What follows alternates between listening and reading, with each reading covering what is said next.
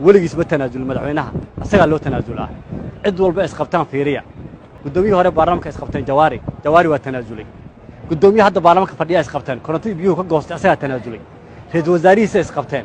xilka sharci darro lagu tuuray asaga tanaazulay madaxda dowlad goboleed waxay qabtay shariif xasan ay iscazilay xaaf bay isqabteen xaaf baa iscazilay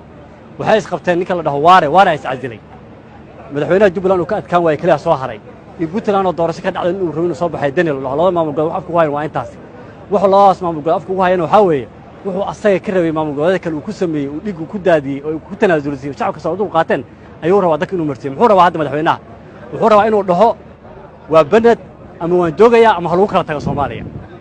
ama halii tanaasul taasna ma dhacayso asaga fudud waa hal shakhsi hay'adda dastuuri waa jira asaga baxaya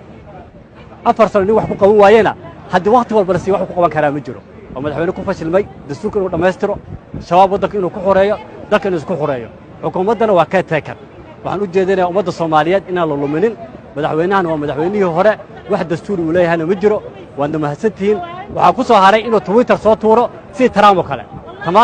Trump dadka wareeriya oo Twitter soo tuuraya meesha ku tagay Twitterkiisa saqad wuxuu soo tuuraa marduba u hadla haweenka saqada dhexe waa Twitterka Trump oo kale waxa ka duwaya malaha waa nin sii socda si Trump u baxay ee u baxaya Twitterkiisa ku baxaya wax kale oo haray malaha waa mahadsantihiin